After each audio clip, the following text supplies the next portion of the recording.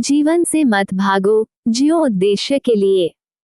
घटना उन दिनों की है जब इंग्लैंड में डॉक्टर एनी बेसेंट अपने वर्तमान जीवन के प्रति निराश थी और एक सार्थक जीवन जीने की ललक उनके हृदय में तीव्रता से उठी थी। एक दिन अंधेरी रात्रि सभी परिवारजन गहरी नींद में सोए हुए थे। केवल वही जाग रही थी और आत्मा की शांति के लिए इतनी बेचैन हो उठी कि इस जीवन से भाग जाने का ख्याल मन में लाकर सामने रखी जहर की शीशी लेने के लिए चुपके से उठी, लेकिन तभी किसी दिव्य शक्ति की आवाज ने उन्हें आगे बढ़ने से रोक दिया। क्यों?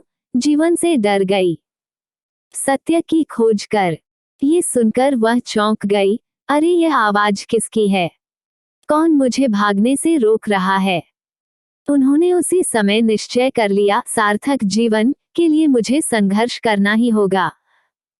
सत्य की खोज के लिए वे अपना परिवार, सुख संपत्ति आदि सब कुछ छोड़कर भारत आ गई। उन्होंने साध्वी जैसा जीवन यहाँ ग्रहण किया और विश्व को भारतीय जीवन दर्शन के रंग में रंग देना ही अपना मुख्य उद्देश्य बना लिया। उनकी मृत्यु भारत में हुई थी। इस प्रसंग का उद्देश्य अंधकार से प्रकाश की ओर जाने के लिए भी मनुष्य को संघर्ष करना पड़ता है, जिसके दौरान वह अपनी शुद्ध चेतना से समर्पण भाव को जागृत कर जीवन लक्ष्य की प्राप्ति कर लेता है। ऐसे संघर्षवान व्यक्ति की ईश्वर भी सहायता करता है, बशर्ते वह सच्ची लगन व उत्साह के साथ सार्थक जीवन के प्रति संकल्पकृत है और उसकी आंखें निर्धारित लक्ष्य पर केंद्रित हैं। जीवन सहज नहीं, एक संघर्ष है। कठिनाइयां एवं बाधाएं जीवन के अंग हैं। इनसे भयभीत होकर कर्तव्य पथ से पलायन कर देने का अर्थ होगा अपने जीवन मूल्य को नष्ट कर देना। सत्य तो यह है कि कठिनाइयों और दुखों पर विजय प्राप्त करके ही मानव ने इस भौतिक संसार का इतना ऊंचा विकास किया है।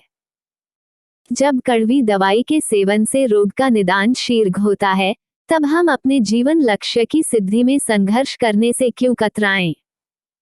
हेनरी फोर्ड का कथन ध्यान देने योग्य है। Obstacles are those frightful things you see when you take your eyes off your goal.